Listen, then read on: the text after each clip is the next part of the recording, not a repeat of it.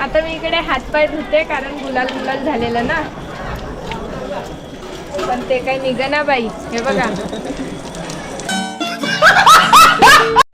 आता मी दर्शन करून इकडून बाहेर आलेली आहे. खूप छान दर्शन झालं. गर्दी पण कमीच होती, एवढी नव्हती, ठीक होती. आणि मस्तपैकी दर्शन झालं आणि खूप खूप छान वाटते. सर्वीकडे गुलाल गुलाल, एकदम गुलाबी गुलाबी, खूप छान वाटते, खूप छान वाटते. Hello friends, good morning. तर कोल्हापूरमध्ये आज माझा डे 2 आहे, दुसरा दिवस. तर आज मी जात आहे ज्योतिबाला. तर आज बघू तिथे जत्रा चालू आहे, तर गर्दी भेटते की नाही आणि कसं दर्शन होतं ते सर्व मी माझ्या ब्लॉगमध्ये दाखवेन. चला. तर काल आमच्या महालक्ष्मीचे दर्शन झाले.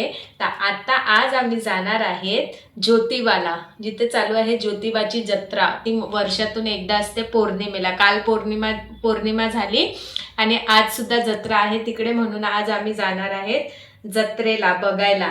माहित नाही आता गर्दी भेटते की नाही. आता मी रेडी होते सध्या तरी जायला. कशी दिसते नक्की सांगा.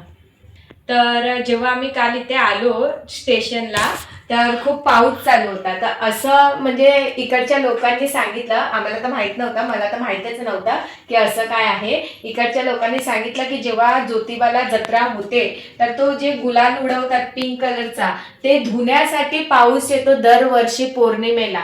तर हे खरं आहे, कारण काल मी स्वतः बघितलं की काल खूप पाऊस होता जेव्हा मी आली तेव्हा इकडे. आता आम्ही रिक्षातून उतरलोय, पण रिक्षावाल्यांनी फक्त म्हणजे 200 मीटर सोडण्याचे 100 रुपये घेतले. त्यामुळे आम्ही आता बसने जाणार आहेत. कशाने वेगा? बसने जाणार आहे, बसने. तर आम्ही बसची वाट बघतोय बघा ज्योतिबाला जाण्यासाठी. बोल बोल, तू बोल ना. वेदर पण खूप जास्त भारी आहे. कसं वाटतंय आल्यावरती? आता आम्ही जाऊ मंदिरात आणि मंदिर फिरू आणि मग तुम्हाला सांगू कसं वाटलं कसं नाही. ठीक आहे. आम्ही तर एकदम खुश आहेत. काय मेगा? हां, खूप खुश आहे. कारण आम्हाला जत्रा बघायला भेटली, जे आम्हाला माहित सुद्धा एवढं नव्हतं. भारी आहे की आम्हाला 1 एप्रिलची जत्रा बघायला भेटली आणि आज आम्ही जाऊन मंदिर बघणार. आम्हाला माहित सुद्धा नव्हतं की इथे वर्षातून एकदा जत्रा जी होते ते चालू आहे, असं काय आम्हाला माहित पण नव्हतं. आम्ही तर कालपासून एकदम खुशच आहेत, एकदम मस्त. चला आता ज्योतिबाला जाऊन मग दाखवते तुम्हाला कसं आहे तिकडचं वातावरण. आता आम्ही बसलोय टॅक्सीमध्ये आणि इथून कोल्हापूर महालक्ष्मीपासून ते ज्योतिबापर्यंत पर पर्सन 50 रुपये शेअरिंगमध्ये आहे. आणि जर तुम्ही प्रायव्हेट केलं ना, जसं आम्ही आता एका रिक्षावाल्याला विचारत होतो, तर त्यांनी आम्हाला सांगितलं की 3000 रुपये. तर मग आता आम्ही महाराष्ट्रात राहून आम्हाला येडा बनवता येतो.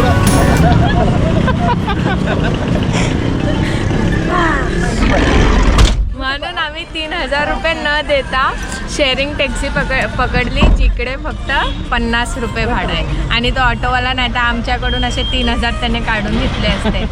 म्हणून तुम्ही फसू नका कुठे गेल्यावर, बरोबर ना.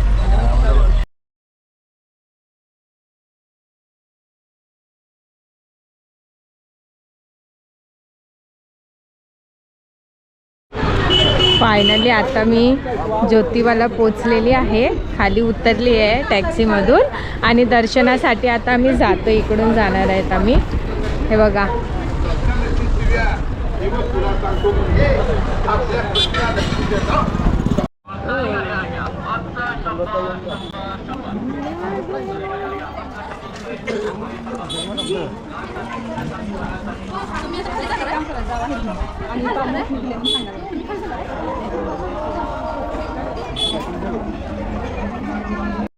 आता आम्ही मंदिरात जायच्या आधी ज्यूस प्यायला बसले. उसाचा रस आता पिणार कारण खूप ऊन होता ना.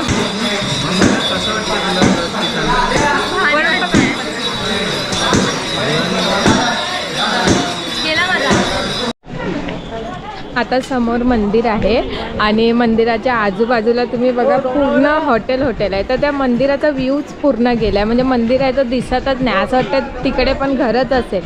मला तरी असं वाटतं की मंदिर जे असे मंदिर आहेत ना महत्त्वाचे, त्यांच्या आजूबाजूला कमीत कमी 200 मीटर तरी एकही घर, एकही दुकान, एकही हॉटेल वगैरे नसायला पाहिजे, जेणेकरून मंदिर खूप छान दिसेल.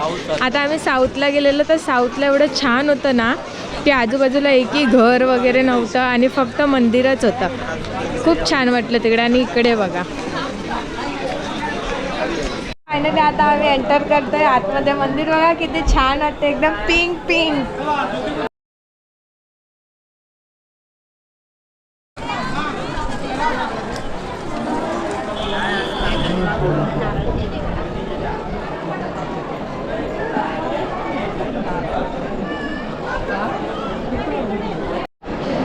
आता आम्ही लाईनीत आहेत आणि मंदिर एवढं भारी वाटते ना, सर्व पिंक पिंक वाटते.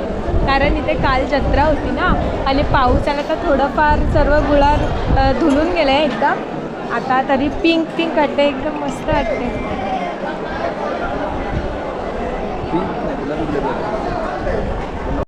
आता मी दर्शन करून इकडून बाहेर आलेली आहे. खूप छान दर्शन झालं. गर्दी पण कमीच होती, एवढी नव्हती, ठीक होती.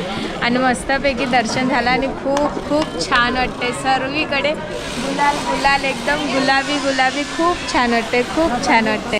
आणि मुलांना मला माहीत नाही का असं, पण मुलं आतमध्ये जातात दर्शनासाठी तर शर्ट काढून जातात. त्याचं मला काही नियम माहिती नाही. आणि बेल्ट वगैरे असं पर्स, चमड्याचं जे पण असतं ना, चामडीच्या गोष्टी जसं की बेल्ट, पर्स आणि मुलींच्या पण अशा पर्स असतात ना, ते सर्व आतमध्ये अलाउड नाही आहे. तर ते सर्व बाहेरच काढा आणि मग आतमध्ये दर्शनाला जावा. आता मी इकडे हातपाय धुते कारण गुलाल गुलाल झालेलं ना,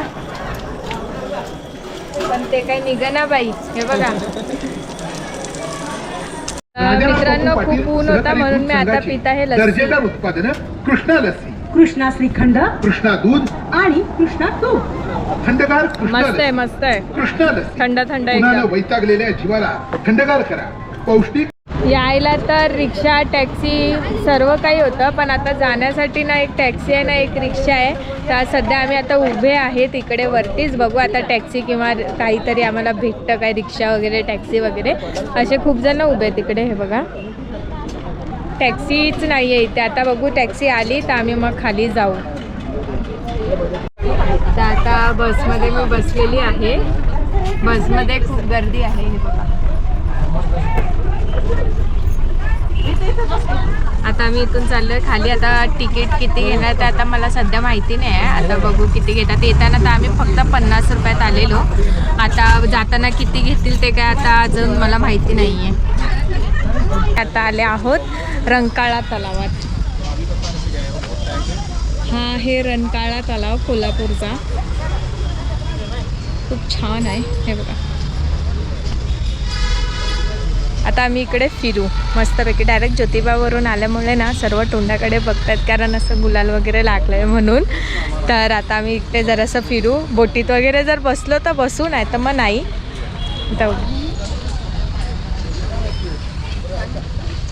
आता मी रंकाळा तलावाच्या इथे आली आहे आणि माझ्या मागे आहे शालिनी पॅलेस आणि तिथे मस्तपैकी असं लिहिलं आहे आम्ही कोल्हापुरी.